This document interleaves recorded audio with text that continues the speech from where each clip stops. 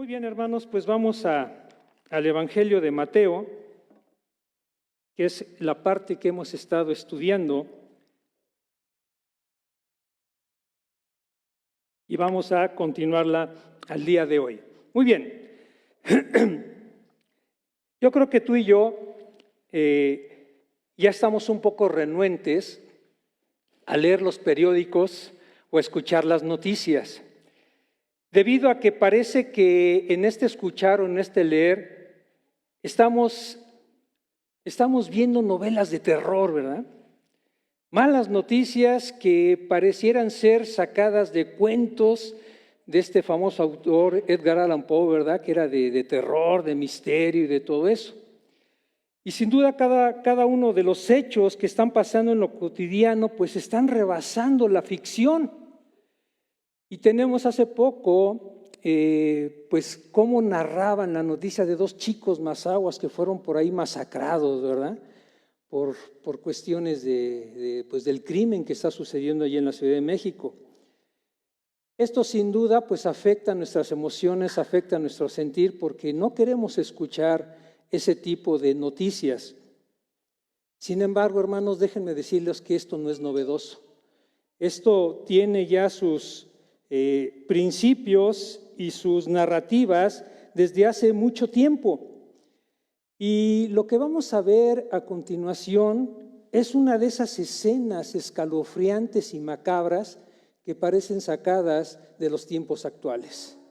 Vamos a ver cómo la Biblia tiene una narración, tiene una historia acerca de un hecho macabro, de un hecho que nos debe de llevar precisamente a la reflexión, porque tiene un tinte siniestro, tiene un tinte abominable de maldad.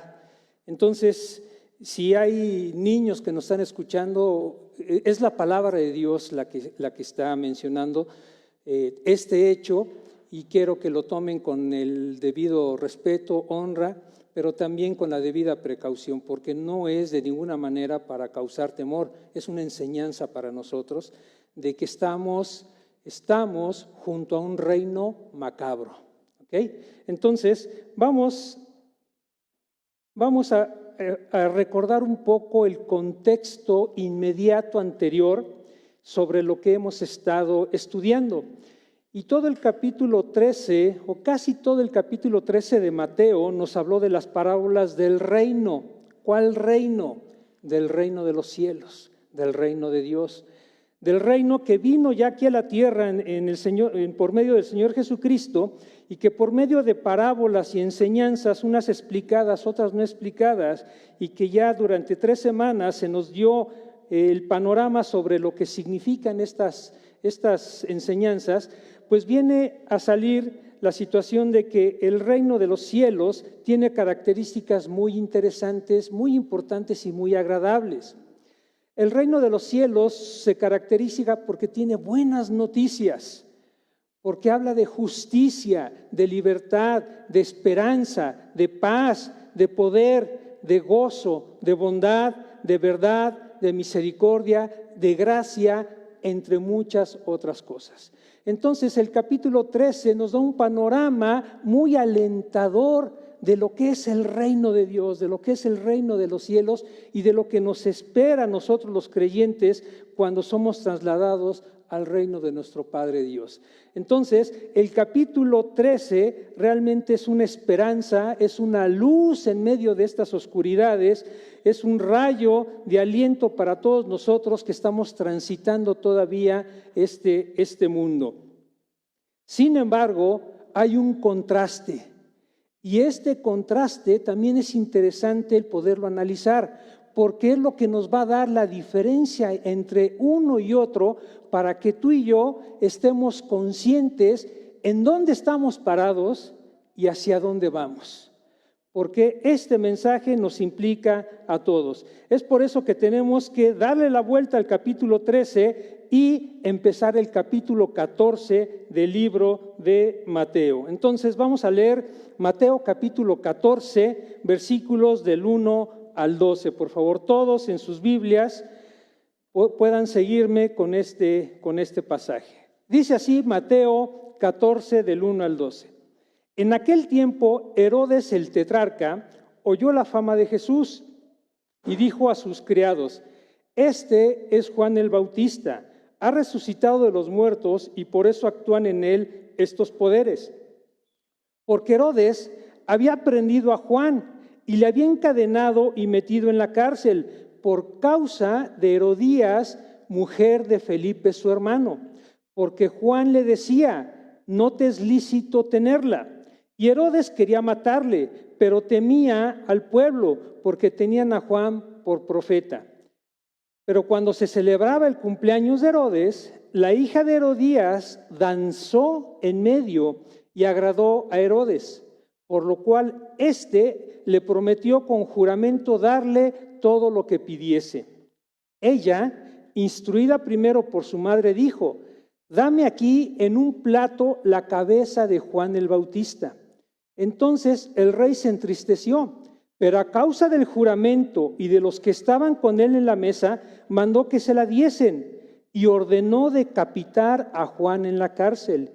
Y fue traída su cabeza en un plato y dada a la muchacha, y ella la presentó a su madre.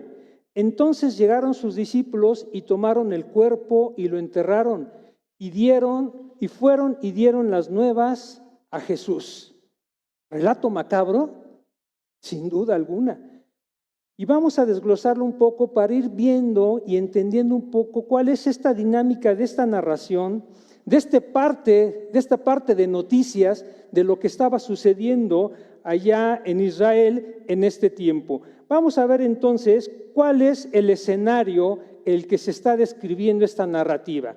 En primer lugar, vemos que es el cumpleaños del rey.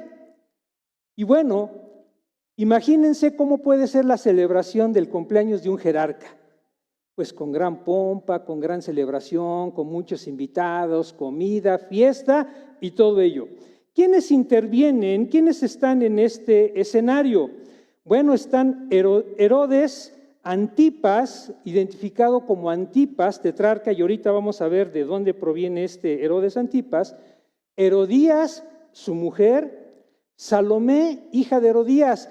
La Biblia no menciona como Salomé, sin embargo en los relatos históricos de Josefo relata que se llamaba Salomé. Acompañantes al festejo. En este relato de Mateo nomás dice que estaban sus criados y estaban otros personajes. En el relato de Marcos y de Lucas nos amplía la información diciendo que eran príncipes y eran especie de militares de los que formaban su gabinete de este Herodes. Y finalmente acompaña el escenario una cabeza. Una cabeza. ¿Ustedes han asistido a un cumpleaños donde llega una cabeza? Por eso es que es siniestro y macabro esta situación. ¿Ok? Bueno, entonces vamos al principio. ¿Quién era Herodes Antipas? Herodes Antipas, la Biblia lo relata como el gobernador de Galilea y de Perea. También tenía dos hermanos, uno directo y un medio hermano. Su hermano directo era Herodes Arquelao. Por cierto, el nombre Herodes significa el que desciende de un héroe, ¿sí? el que es hijo de un héroe. Y también tenía un medio hermano llamado Herodes Filipo, que es el gobernante de allá de la región de Traconite, Betania y todo eso. Este reino fue compartido a raíz de la muerte de Herodes el Grande. Herodes el Grande lo identificamos como aquel que mandó matar a los niños cuando nació Jesús. Él era su padre. Él tuvo infinidad de esposas, un montón de esposas. Bueno, entre ellas destacan dos. Destaca una llamada Maltase. De ahí proviene sus hijos Arquelao y Herodes Antipas. Y tiene a otra esposa llamada Mariane o Mariana II, de donde desciende Herodes Filipo I. ¿Por qué hacemos estas distinciones? Porque también tuvo otra esposa llamada Cleopatra. Se dice que era Cleopatra la de Egipto, pero no tengo confirmado el dato. Que también tuvo otro hijo llamado Herodes Filipo II. Bueno, para no confundirnos, Herodes Filipo I, hijo de Mariana y de Herodes, tuvo como hija a Herodías. Entonces, Herodes Antipas era el medio hermano de Herodes Filipo I y Herodías era su sobrina. Entonces, Herodías primero se casó con Herodes Filipo I, lo dejó para después casarse con Herodes Antipas. Era una revoltura tremenda entre sobrinos, tíos y todo eso, lo cual era muy normal dentro de la cultura romana, ¿sí? Sin embargo, hay algo importante. Herodes el Grande era idumeo, de la región de allá de Idumea. Bueno, esa parte tuvo mucha influencia judía. Herodes estaba a favor de los judíos y hasta cierto punto practicaba el judaísmo, pero también estaba muy relacionado con los romanos. Entonces pisaba dos mundos, ¿verdad? Los romanos y los judíos. Entonces, ¿qué está sucediendo? Está sucediendo que Herodes Antipas le quita la esposa a su medio hermano Herodes Filipo I. Y es ahí donde Juan el Bautista interviene, porque Herodes Antipas, siendo tetrarca de Galilea y Perea, era la región donde ministraba Juan el Bautista. Esa era la región donde él ministraba. Y si este tipo se identificaba con el judaísmo, porque en el relato de Lucas dice que Herodes iba a platicar con Juan y dice que lo escuchaba de buena gana porque él definía, fíjense, Herodes Antipas definía a Juan como un hombre santo y justo. Identificaba el testimonio de Juan el Bautista. Pero aquí el problema fue la mujer. El problema fue la mujer Herodías, que era una mujer insensata. Bueno, ya vimos cuál fue sus antecedentes de Herodes Antipas. Bueno, vamos a ver ahora cuál es el carácter del rey Herodes según el relato de Mateo aquí en el capítulo 14. En primer lugar, vemos que Herodes era supersticioso e ignorante. En el versículo 2 dice, y dijo a sus criados, este es Juan el Bautista, ha resucitado de los muertos, por eso actúan en él estos poderes. En primer lugar, Juan nunca manifestó poderes. El poder de Juan era la predicación, era la amonestación, era el mensaje del arrepentimiento. No, la Biblia no habla de que Juan haya efectuado milagros, ni haya efectuado señales en el cual se le pudieran a él atribuir ciertos poderes. También Herodes está pensando supersticiosamente que ha resucitado. Entonces él tenía un concepto de lo que es la resurrección, pero no necesariamente el concepto correcto. Ya durante ese tiempo se estaban mezclando las filosofías griegas y entre ellas había filosofías donde decían que un muerto, su alma iba a reencarnar en otro ser y dependiendo de cómo fue ese hombre, iba a reencarnar en un ser mejor o en un ser mayor o menor. Entonces, teniendo todas esas ideas alborotadas, Herodes Antipas, él pensaba que Jesús era la resurrección de Juan.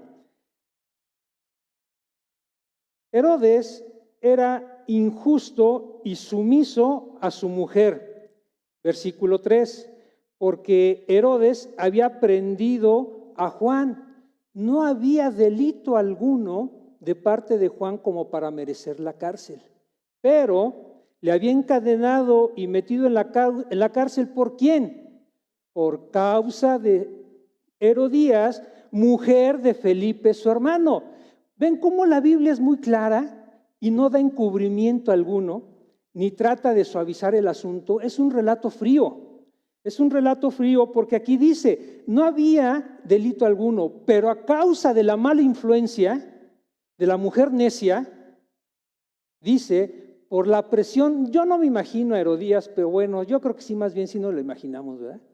de esas mujeres pretenciosas, avariciosas, necias, habladoras, chocantes, molonas, que nomás están, y ve lo que me está diciendo Juan, y ve lo que me está diciendo Juan, al grado que ha de haber fastidiado a Herodes, y como él era el tetrarca es un título inferior a un rey, que se le daba a cualquiera de los vasallos que tenía el emperador de Roma. Posteriormente, en otros relatos se le menciona como rey. Ellos se decían reyes, pero realmente no lo eran. Y el pueblo lisonjero pues, lo mencionaba como rey. Pero bueno, entonces la injusticia de parte de Herodes viene porque él mete a la cárcel sin motivo alguno a Juan por causa de Herodías, que estaba viviendo en adulterio con Herodes Antipas, porque había dejado a su marido Herodes Filipo I. ¿Ok? Bueno,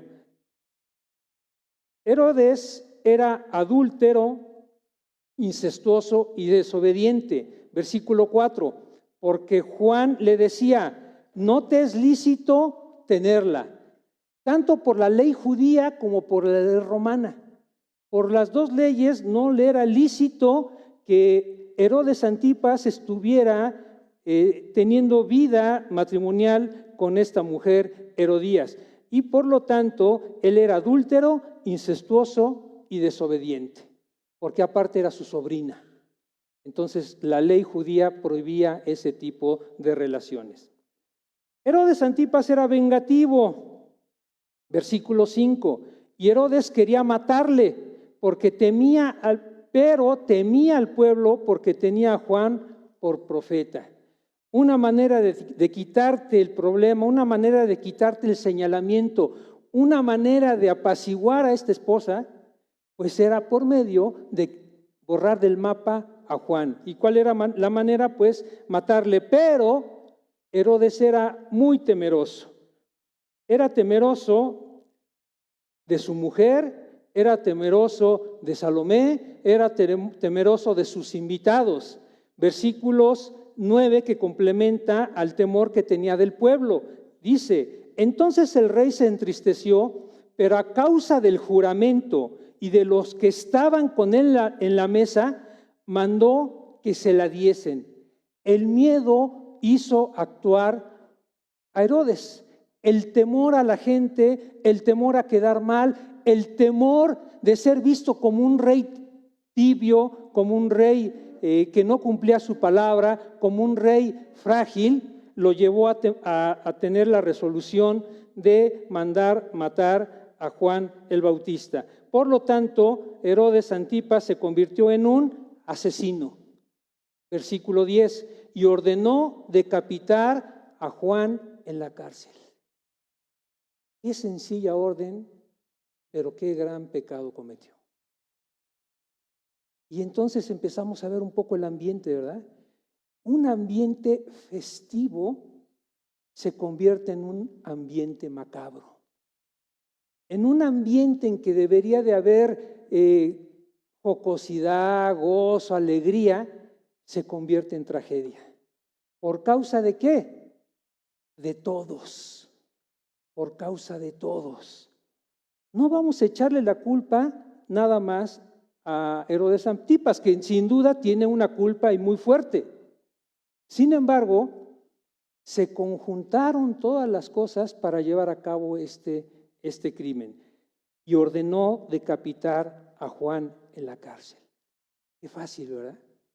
Qué sencillo disponer de la vida de alguien. Y el escenario de fiesta se convierte en un escenario macabro y siniestro. Versículo 11, y fue traída su cabeza en un plato y dado a la muchacha y ella la presentó a su madre. Imagínense la escena. Sin duda ya estaban borrachos, ya estaban embelesados, ya había excesos. Y de repente llegan con una cabeza. Con una cabeza humana, no era de plástico, no era de juguete, una cabeza humana, recién cortada, hasta con la sangre caliente. qué sangre fría de parte de esta muchacha recibir en una bandeja, en una charola, una cabeza. Y todavía llevarla como trofeo a su madre. ¿En qué clase de fiesta sucede esto? Bueno, en la actualidad sin duda hay muchas, ¿verdad? Sobre todo en ese ámbito de los malos. Pero imagínense, en una celebración, en un cumpleaños, llevan una cabeza. ¿No es un ambiente macabro?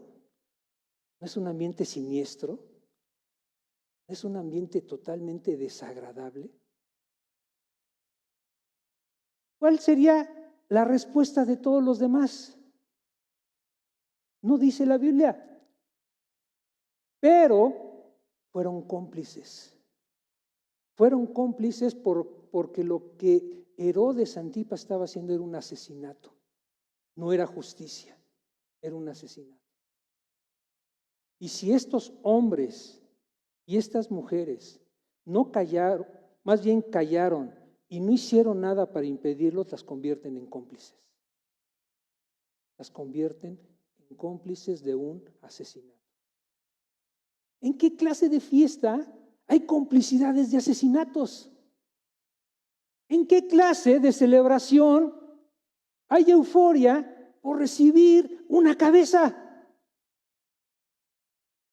Solamente en un reino macabro, solamente en un reino siniestro, solamente en un reino de las tinieblas, donde no hay luz, no hay verdad y no hay buenas noticias. Ese es el reino macabro. Vamos a ver entonces las características de la corte. ¿Qué estaba sucediendo en este pachangón? Bueno, había sensualidad, lujuria y excesos, versículo 6. Pero cuando se celebraba el cumpleaños de Herodes, la hija de Herodías danzó en medio y agradó a Herodes. ¿Qué tipo de danza creen que hizo esta mujer? ¿Un danzón? No. ¿Un cha-cha-cha? Tampoco, ¿verdad? Seguramente fue un tipo de danza que cautiva los ojos de los hombres. No quiero pensar una especie de table dance o algo por el estilo, ¿no? Porque seguramente estaba bien vestida. Pero el mensaje era exactamente el mismo. La sensualidad de la hija de Herodías para con todos los varones. Ahora, según las costumbres de los judíos, eso estaba prohibido. En las celebraciones de los judíos, los hombres festejaban por un lado y las mujeres por otro lado. Y simplemente se reunían para conversar, para convivir, pero no para practicar este tipo de cosas. Entonces vemos que esta Herodías y Salomé también jugaban a conocer el judaísmo, a practicar el judaísmo, pero a la vez estar con Roma y todas sus costumbres. Entonces, esta celebración con estos excesos, pues de alguna manera también reflejaba la cultura de los romanos. Todos hemos sabido que dentro de las fiestas y de las pachangas de los emperadores había excesos, había orgías, había vino, había toda clase de excesos que los llevaba a un estado de éxtasis. ¿Qué más había en esto? Bueno, Herodes, en el calor del momento, en el calor de todo lo que está sucediendo, él hace juramentos y promesas insensatas y ligeras, versículo 7, por lo cual cuando está diciendo hablando de Herodes, después de que vio danzar a Salomé, le prometió con juramento darle todo lo que pidiese. En el Evangelio de Lucas nos dice que le juró hasta la mitad de su reino. Entonces, era un juramento expreso en voz alta de parte del rey como testigos a todos los que estaban ahí.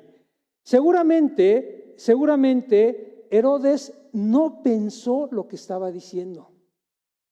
Se dejó llevar por la emoción, se dejó llevar por la sensualidad, se dejó llevar por la algarabía y los excesos que había en ello.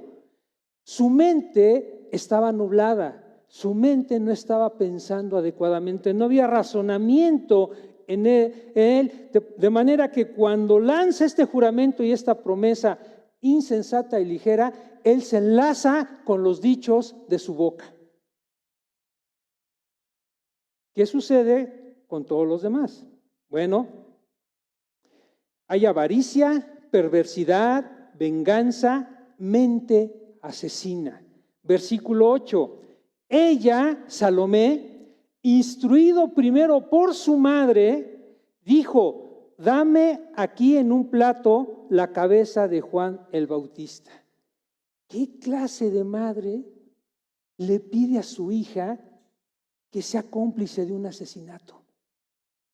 ¿Qué clase de hija acepta la instrucción de su madre y no la contradice?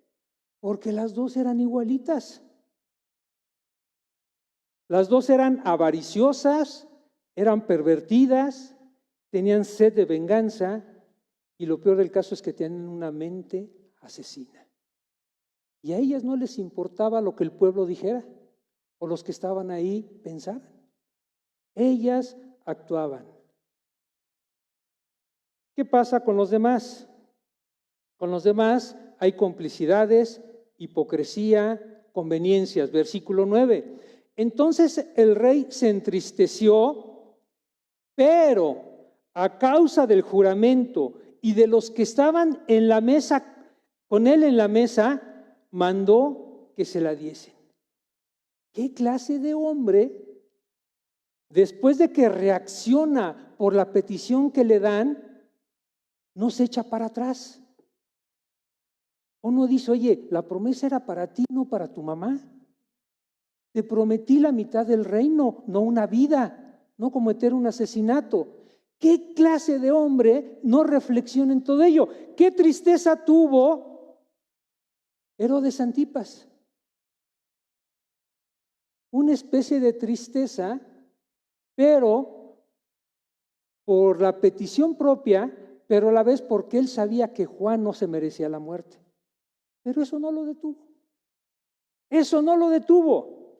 Entonces, hay complicidades, hipocresía y conveniencia. Ninguno de los súbditos de Herodes fue capaz de levantarse y decirle y advertirle al rey: rey, no cometas una injusticia. Rey, no puedes hacer esto. El silencio es complicidad.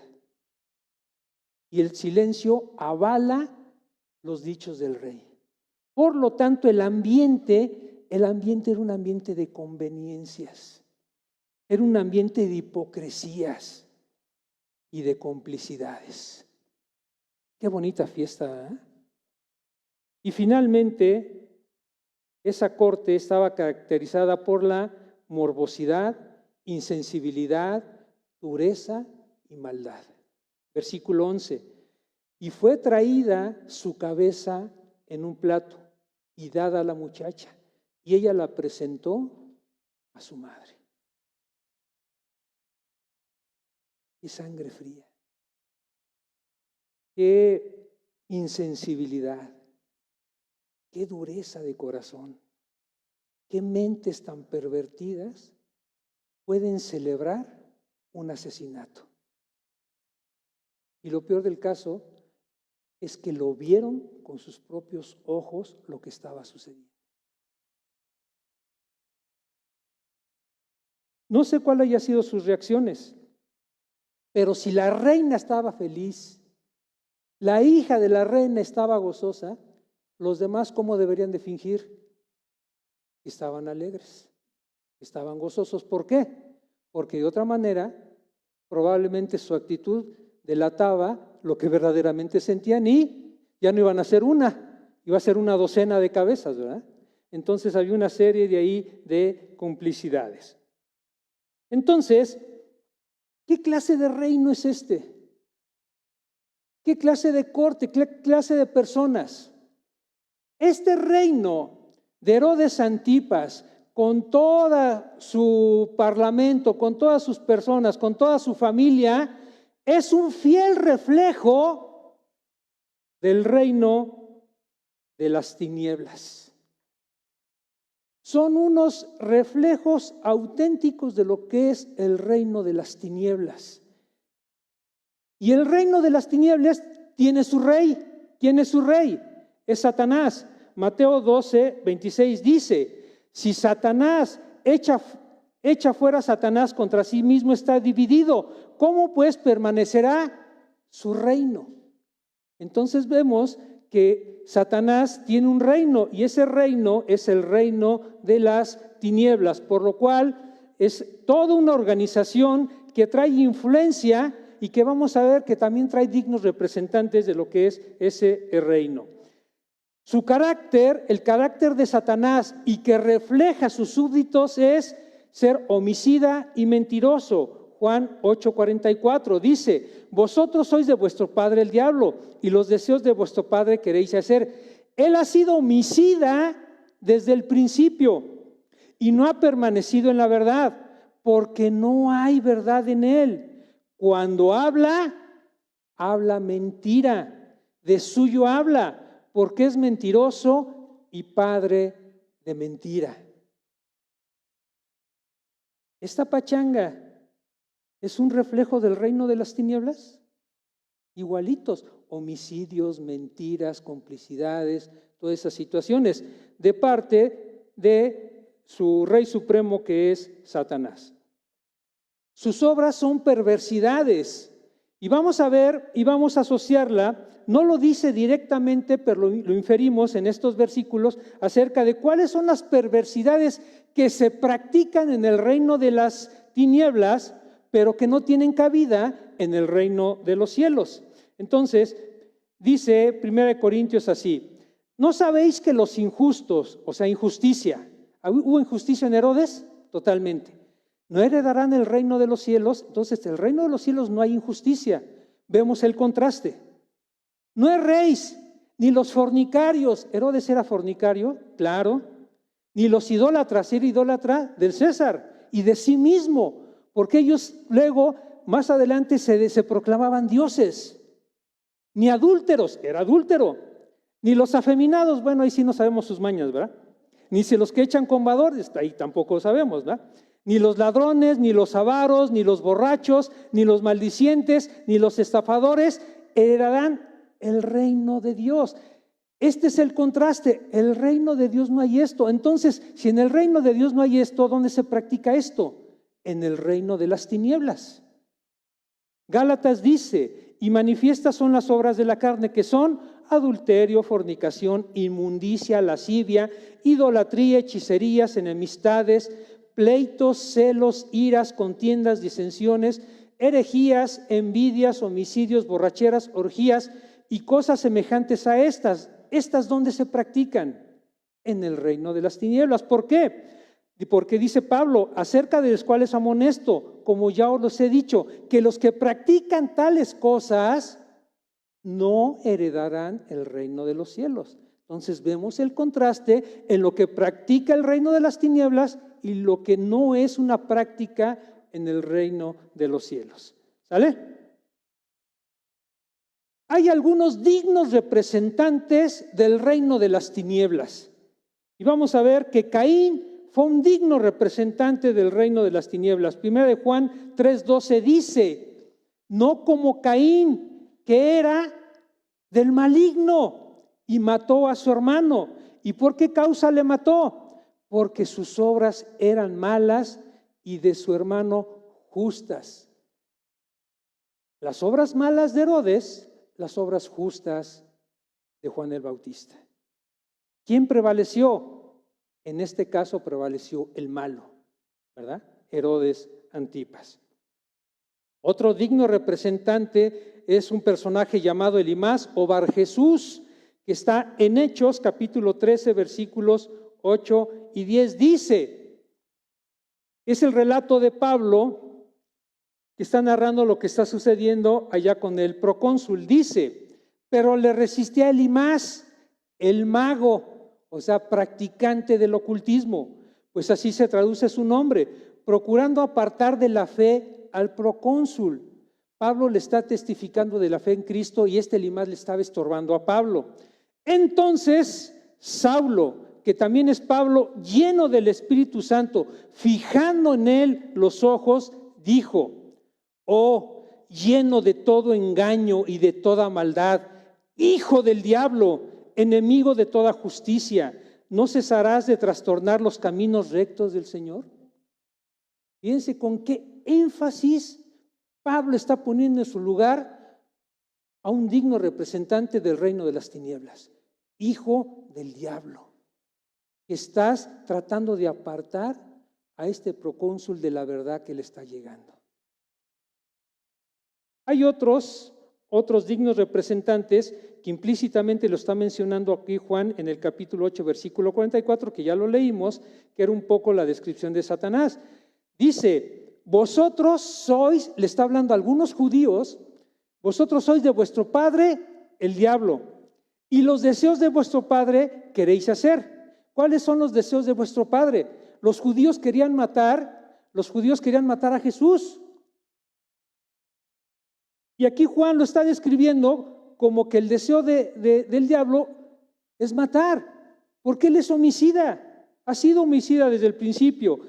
Esos judíos no hablaban con la verdad, hablaban mentiras.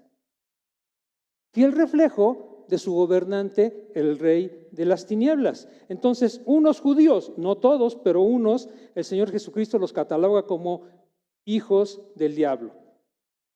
Dignos representantes: Herodes Antipas, Herodías, su hija y un gran etcétera hasta nuestros días. Hasta nuestros días hay dignos representantes del reino de las tinieblas. Ahora, ojo, algunos no son tan desvergonzados como estos. Algunos no se muestran tal cual como los que acabamos de mencionar. Algunos se disfrazan como ángeles de luz y esos son los más peligrosos. Esos son los que hay que tener mayor cuidado. Segunda de Corintios, en el capítulo 11, versículos 13 al 15, dice: porque estos son falsos apóstoles, obreros fraudulentos, que se disfrazan como apóstoles de Cristo. Y no es maravilla, porque el mismo Satanás se disfraza como ángel de luz. Así que no es extraño si también sus ministros, y esto es lo más trágico, está hablando a las iglesias. Sus ministros, sus pastores, sus autoridades se disfrazan como ministros de justicia, cuyo fin será conforme a sus obras. Estos hijos del diablo son los más peligrosos. Se disfrazan de pastores, se disfrazan de apóstoles, se disfrazan de profetas, se disfrazan de ángeles de luz, mandando un evangelio que no es el evangelio, y lo único que tratan de satisfacer es un negocio avaricioso de ganancias deshonestas. Llámese dinero. Lo único que quieren sacar es dinero. El evangelio de la prosperidad, ¿sí? Él proclama, declama y todo lo que termine en ama para que ellos saquen ganancia, ¿verdad? Esos son los más peligrosos. Los otros desvergonzados los identificamos claramente, pero estos tenemos que tener mucho cuidado con lo que escuchamos y con lo que vemos y analizarlo a la luz de las Escrituras, porque pudieran estar mandando mentiras disfrazadas de verdades. Y crean, hermanos, que el internet está lleno de ese tipo de cosas. Está saturado de obreros fraudulentos. Está saturado de falsos profetas, de falsos maestros, de ángeles disfrazados, pero no son otra cosa más que hijos de Satanás. ¿Qué representa la muerte de Juan el Bautista? Porque ya vimos y probablemente ahorita enfocamos mucho lo que hizo Herodes, lo que hizo Herodías, lo que hicieron toda la corte que estaba con él. Pero ¿qué hay de Juan? Porque pareciera ser, y a la luz de los sentimientos y de la emoción de todos nosotros, pudiera ser que sintiéramos lástima por Juan. Pudiéramos ser que que lamentáramos esa muerte tan trágica, tan violenta de Juan. ¿Pero qué representa la muerte de Juan el Bautista? Uno, representa la maldad del hombre, enemistad contra Dios y su reino. Representa la maldad del hombre, enemistad contra Dios y su reino. Mateo 5:10 dice: bienaventurados los que padecen persecución por causa de la justicia, porque de ellos es el reino de los cielos. ¿Juan sufrió persecución por causa de la justicia? Definitivamente. Pero estaba sujeto a los caprichos del reino de las tinieblas, aparentemente. ¿Ok? No se nos escape de la mente que esto no escapa a Dios, ¿eh? Estamos relatando lo que atestigua esta narración, pero detrás de todo ello vemos aún el plan de Dios. Se hacen vivas las palabras de Pablo sobre las consecuencias de vivir piadosamente. Según Timoteo 3:12 dice: y también todos los que quieren vivir piadosamente en Cristo Jesús padecerán persecución. Y esto es porque la verdad incomoda, la verdad hiere, la verdad es incómoda. Y a nadie, yo creo que antes de ser creyentes, tú y yo nos incomodábamos de que nos dijeran pecadores, de que nos dijeran hijos del diablo, si es que no lo dijeron, ¿verdad? ¿Sí? O de que nos incomodaran con decir: tu religión falsa no te lleva al cielo, te lleva al infierno. Todas esas verdades no nos gustan y tratamos de hacerlas a un lado y tratamos de quitar y tratamos hasta de contradecir a aquel que está ministrando con la palabra de Dios. Se cumplió el propósito de Dios para él. El propósito de Dios para Juan el Bautista se cumplió a cabalidad. Juan hizo su misión completamente. ¿Cuál era la misión de Juan? Mateo 3:3. Pues o sea Juan, es aquel de quien habló el profeta Isaías cuando dijo: voz del que clama en el desierto, preparad el camino del Señor, enderezad sus veredas. ¿Cuál era el ministerio de Juan? Proclamar el arrepentimiento y la fe en el que había de venir detrás de él. Porque Juan no era el Mesías, le estaba allanando el camino al Mesías, estaba preparando a su pueblo para la entrada del Rey. Esa fue la misión de Juan el Bautista. Juan cumplió su tiempo y menguó. Él lo tenía bien claro. En Juan 3:30 dice: es necesario que Él crezca. ¿Quién? Cristo, pero que yo mengue. Qué declaración tan honesta, tan humilde, tan sujeta de parte de Juan, de decir: yo tengo un trabajo, lo voy a hacer y hasta ahí. Y voy a pasar inadvertido. El hecho de que nos estén relatando su muerte, de alguna manera es un recordatorio para entender que hubo un hombre de Dios que cumplió el propósito de Dios para su vida. Su muerte trágica ante los hombres, estimada para Dios. Estimada es a los ojos de Jehová la muerte de sus santos. Este versículo cómo me ha hecho mella en estos días. Estimada es a los ojos de Jehová la muerte de sus santos. Lo que para el reino de las tinieblas pareciera ser motivo de gozo, de alegría, de festividad, de regocijo, para Dios es estimada la muerte de sus santos. Y algo muy interesante, mis hermanos, y algo muy interesante. Su muerte no escapó a los planes de Dios. Dios ya sabía lo que estaba pasando. Y si bien no nos gusta humanamente la forma en que murió, las circunstancias en que murió, la injusticia por lo que murió, eso no escapa al plan de Dios. Y eso lo podemos ver exactamente en Hechos capítulo 13, versículo 36, dándonos el ejemplo de David.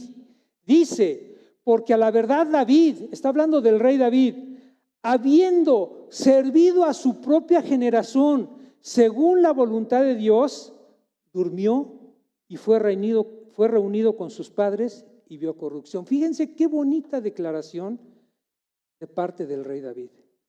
Dice, habiendo servido. El propósito de David fue servir a su pueblo y dice a su propia generación según la voluntad de Dios. Después de que David sirvió a su propia generación según el plan soberano de Dios, dice que murió. El propósito de Dios para con David se cumplió y David murió. Dios ya tenía establecido ese tiempo para David, lo mismo que para Juan. Cumpliste. ¿Cuál haya sido la forma en que hayas muerto? Digo, hablando de Juan y de David, se cumplió el propósito. Hermanos, y es aquí donde tú y yo tenemos que reflexionar. No son las circunstancias, humanamente nos duelen. Humanamente no nos gustan, batallamos con la emoción, el sentimiento, pero el propósito de Dios se cumple. Y eso es para darle la gloria a Dios. Yo chocaba con este concepto en el pasaje donde Esteban les testifica a los judíos y les dice y les declara desde Moisés todo, y después lo apedrean y muere. Un joven que recién estaba iniciándose en la iglesia y muere. Y ahí es donde yo batallé. ¿Por qué? Porque Esteban pudo haber sido un hombre sumamente importante para la predicación del evangelio, porque era un hombre valiente que se enfrentó a los judíos y que les dijo sus verdades a los judíos, pero se los dijo con el fin de que supieran del evangelio de Cristo. Sin embargo, murió. Mi batalla siempre fue ¿por qué se llevaron a Esteban? En el momento, en el clímax de su vida, con todas sus fuerzas, con todo su ánimo, murió. Cuando leí este pasaje, entendí que probablemente, y eso es a título personal, cumplió el propósito de Dios. Y Dios dijo, hasta aquí está.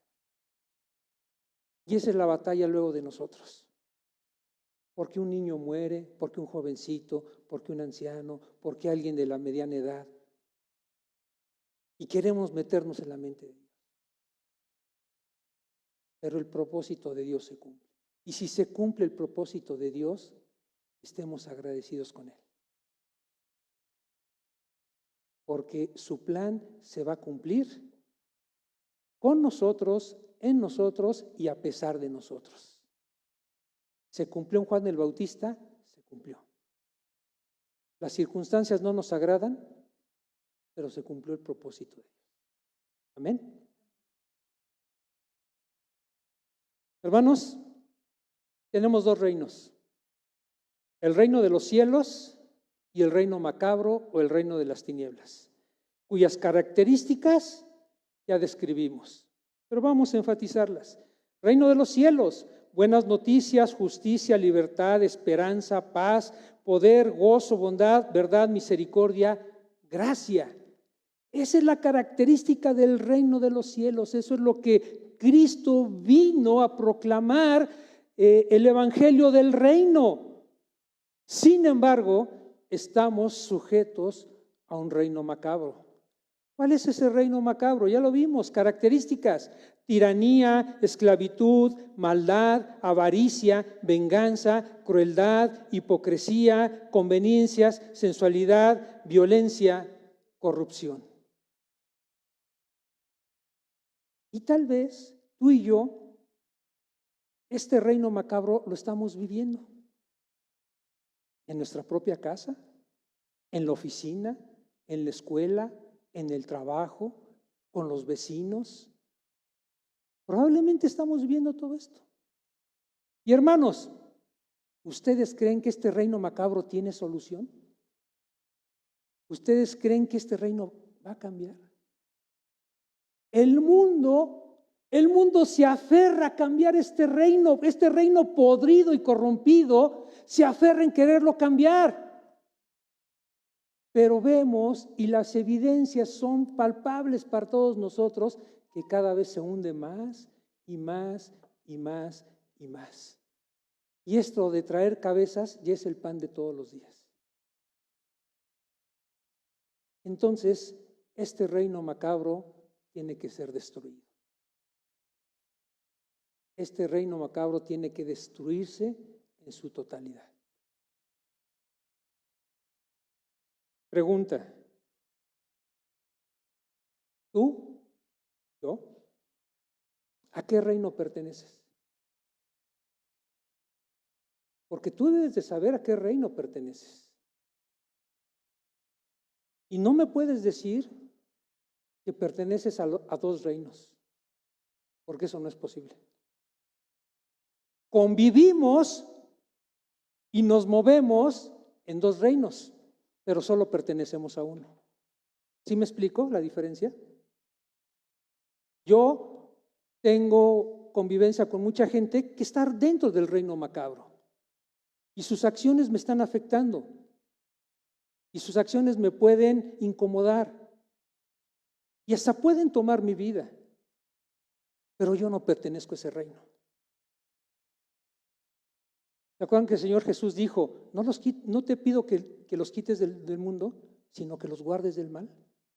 Entonces estamos transitando en un reino macabro que nos afecta. La diferencia es pertenecer a ese reino o pertenecer al reino de Dios, pero que mientras estemos en la tierra, en este lugar, seremos afectados por este otro reino. ¿Sí me explico la diferencia? Entonces, solo hay dos posibles respuestas. Solo hay dos posibles respuestas. O perteneces al reino macabro y de las tinieblas, o perteneces al reino de los cielos. No se vale decir es que micha y micha. De lunes a sábado en el reino macabro y el domingo en el reino de los cielos. Eso no es posible. Porque ya Jesús dijo: o eres mi hijo o eres hijo del diablo. ¿Verdad que esta verdad incomoda? ¿Esta verdad no nos gusta? ¿Verdad que nos... Pero es necesaria decirla. Ya vimos la diferencia entre estos reinos. Ahora, hombre sin Cristo pertenece al reino macabro. Y la pertenencia a este reino no es por decisión, no es porque yo lo quiera, es por asignación. Caray, ¿cómo que asignación? El pecado imputado, la herencia de Adán, el pecado de mi carne y el pecado de mis actos, en automático me trasladan al reino de las tinieblas. En automático. No tengo que pedirlo, no tengo que hacer solicitud para entrar. No. En automático. En automático entramos al reino macabro cuando no hemos entendido el evangelio de la gracia. Efesios 2, 1 y 2 dice: y Él os dio vida a vosotros, os dio vida, que estabas muertos en vuestros delitos y pecados, en los cuales anduvieron en otro tiempo. Fíjense la diferencia, Está hablando aquí de un pasado, de un presente, pero que lo vamos a aterrizar a lo que estamos diciendo. El Cristo os dio vida a vosotros, que estabais muertos, éramos muertos vivientes, porque una cosa es tener la existencia, el hablar, el decir, convivir, y otra cosa es estar vivo para con Dios. Dice: estabais muertos en vuestros delitos y pecados, en los cuales anduvieron en otro tiempo conforme a los poderes de este mundo, al reino de las tinieblas, conforme al príncipe de la potestad del aire. Ahí está el rey, el espíritu que ahora ejerce su poder en los hijos de desobediencia. ¿Sí ven la diferencia entre los dos reinos? Que aquí nos está diciendo implícitamente. Entonces, ¿qué está diciendo? Hay algunos, y ahí sí yo me apunto, que pertenecíamos al reino de las tinieblas, pero con el evangelio de Cristo y al haberme arrepentido de mis pecados y al haber creído en Cristo Jesús como mi Salvador, fui trasladado del reino de las tinieblas al reino de Dios, al reino de luz. Y este versículo me está recordando lo que yo antes hacía. Ahora, si este versículo te describe a ti, pero en el tiempo presente, estimado amigo, tú perteneces al reino de las tinieblas. ¿Por qué? Porque diría así, Él no te ha dado vida. Estás muerto en tus delitos y pecados, en los cuales andas conforme a los poderes de este mundo, conforme a tu padre el diablo, el espíritu que ahora todavía ejerce poder en todos sus hijos. Si eso te está describiendo ahora, tú eres hijo del reino macabro. Entonces, el hombre sin Cristo pertenece al reino macabro. Estamos hablando, hermanos, estamos hablando desde niños, ancianos. Aquí nadie es una excepción. Estamos hablando de todo el mundo. Mexicanos, americanos, rusos, cubanos, todos. Estamos hablando de hombres y de mujeres. Estamos hablando de pobres y ricos. Estamos hablando de todo el mundo. Porque el reino de las tinieblas es a nivel mundial. Así como el evangelio es de nivel mundial. ¿Por qué creen que en muchas naciones no quieren que entre el evangelio? Porque están haciendo la obra de su padre, el diablo. Por eso mucha gente no quiere leer la Biblia. Por eso muchas naciones se oponen a la Biblia. ¿Qué temor le tienen a la Biblia? Que la Biblia es luz y trae convicción sobre esto. Pero nosotros, hermanos, qué hermosa promesa. Cristo nos libró del dominio de la oscuridad y nos trasladó al reino de su amado Hijo, en quien tenemos redención, el perdón de pecados. Esta es ahora la pertenencia del Hijo de Dios. Nos rescató del reino de las tinieblas y nos trasladó, nos mandó, nos cambió, nos asignó, nos atrajo al reino de su amado Hijo. ¿Cuál es el reino de su amado Hijo? El reino de los cielos, el reino de Dios, cuyas características nos llevan a tener esperanza. No en este reino macabro, en la esperanza de un nuevo reino, en la esperanza de nuestro Rey, en la esperanza de tener una vida mejor cuando Cristo Jesús destruya todo este reino macabro, en quien tenemos redención, el perdón de los pecados. Este es la manera en que podemos ser trasladados del reino de las tinieblas al reino de su Hijo. Redención, ¿en quién? En Cristo Jesús, que Él es el que pagó por nuestros pecados.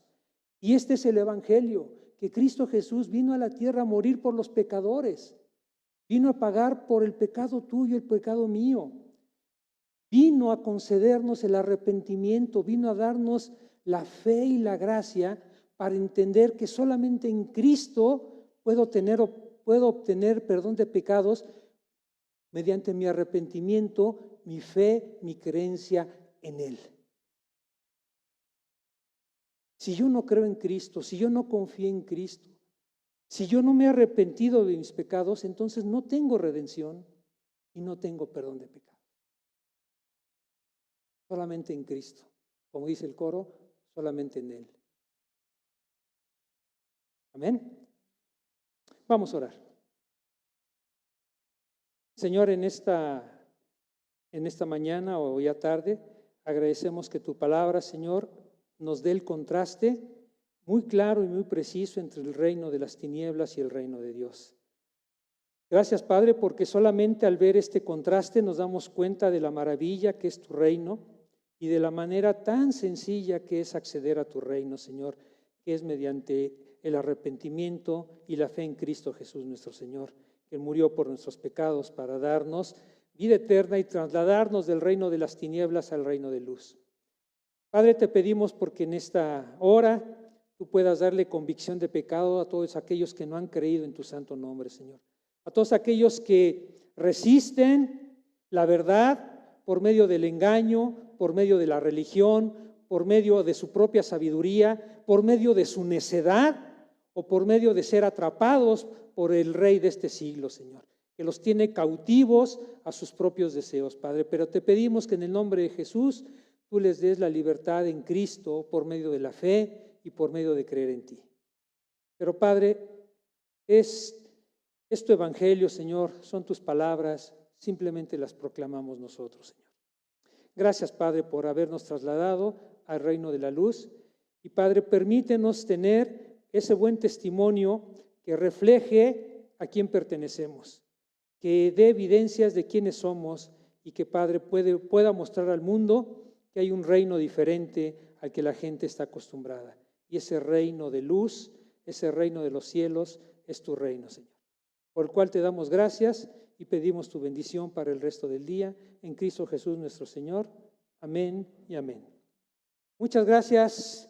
Dios les bendiga, que tengan un buen domingo.